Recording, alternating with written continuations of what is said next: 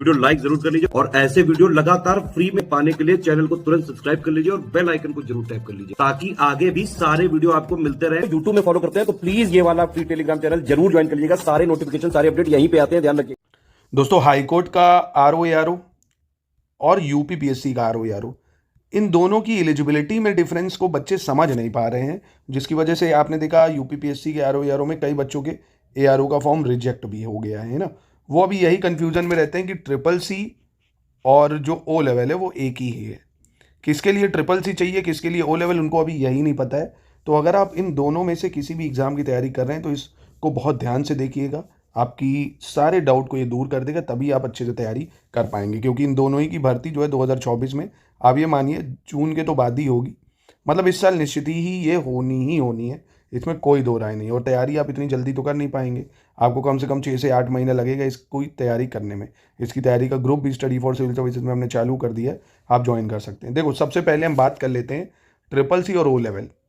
देखो, CCC सिर्फ 3 महीने का प्रोग्राम होता है, नॉर्मल है ना, 3 मंथ्स का प्रोग्राम होता है बेसिकली। O लेवल 1 साल का कंप्यूटर डिप्लोमा है।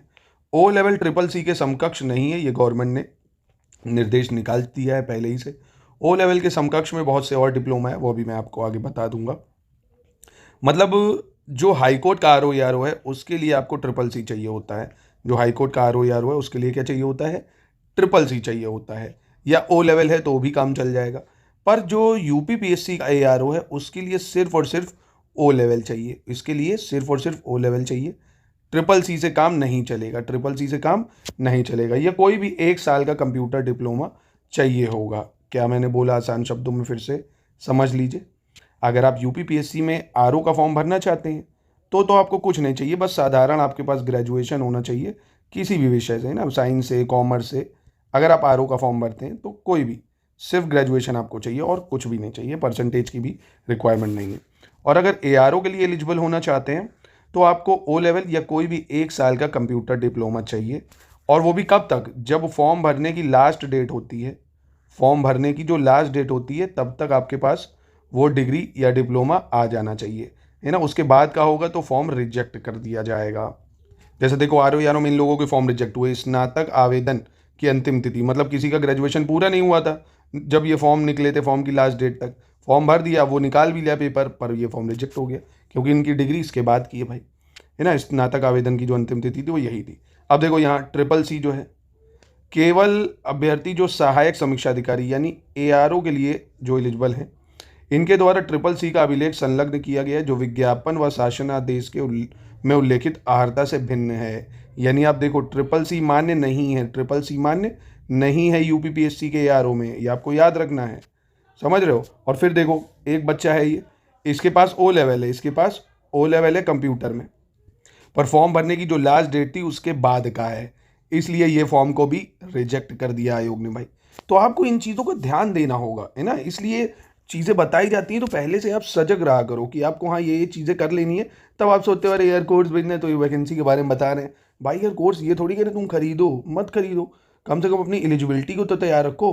कम से कम CCC O लेवल जो चीज़ें चाहिए, टाइपिंग चाहिए तो उसके लिए जिम जाओगे 1 घंटे, पर आधे घंटे टाइपिंग नहीं सीख सकते हो। तो ये चीज़ों को कम से कम थोड़ा ध्यान रखो, क्योंकि भविष्य का सवाल है। आप देख रहे हो कितना कंपटीशन आने वाले समय में बढ़ता जा रहा है जीना और ज़्यादा मुश्किल होगा, है ना। वहीं देखो, हाईकोर्ट का मैं ऑफिशियल दिखाऊं आपको। हाईकोर्ट में क्या चाहिए आपको, कोई भी ग्रेजुएशन चाहिए, साथ में डिप्लोमा या डिग्री चाहिए कंप्यूटर साइंस में, है ना, यूनिवर्सिटी से, या O लेवल हो, या यहाँ देखो साफ साफ लिखा CCC भी इसमें चल जाएगा, है ना। CCC भी यहाँ पे चल जाता है, ठीक है, ये आपको क्लियर है।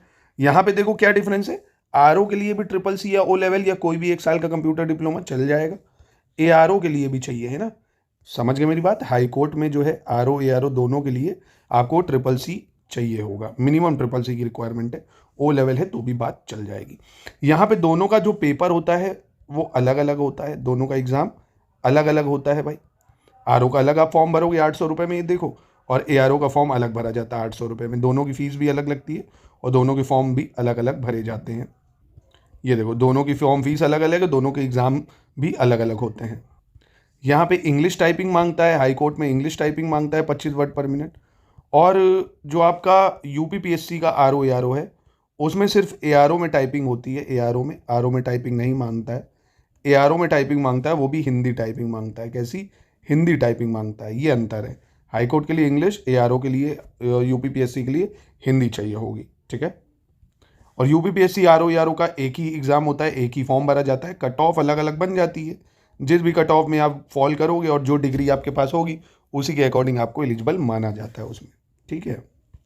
अब हाई कोर्ट वाले का एग्ज़ाम जो है, इसमें सिर्फ एक एग्ज़ाम होता है, सिर्फ प्री, कोई इंटरव्यू वगैरह नहीं होता है। नौकरी लग जाती है भाई, 200 नंबर का, 200 सवालों का एक पेपर, कोई नेगेटिव मार्किंग नहीं।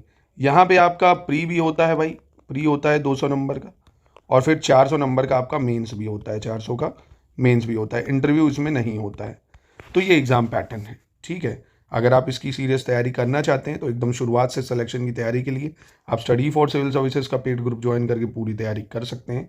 हमारे पेड ग्रुप इन दोनों ही के लिए चल रहे हैं, जिसमें आपको पूरा सिलेक्शन मटेरियल मिलेगा एकदम शुरुआत से। PYQ एनालिसिस भी हम कराएंगे जितना ज़रूरी, टेस्ट सीरीज़ भी देंगे और क्विज भी आपको देंगे, रिकॉर्डेड वीडियो क्लासेस आपको देंगे। तो अगर आप इंटरेस्टेड हैं तैयार कर लीजिए, नहीं इंटरेस्टेड हैं आप जो भी करें, पर ये चीज़ें आप समझ लें कि CCC और O लेवल इन दोनों में अंतर है। अब रही बात CCC को कैसे करें, तो इसका हर महीने फॉर्म निकलता है भाई। ऑनलाइन फॉर्म भर दो, कोई भी एक वीडियो यूट्यूब से देख डालना, पेपर दे देना, MCQ बेस्ड पेपर होता है, ग्रेड मिल जाएगा, कोई भी पास हो जाओगे, सर्टिफिकेट मिल जाएगा। तो कहने का मतलब जब तक फॉर्म निकले उससे पहले आपके पास सर्टिफिकेट होना चाहिए, ठीक है।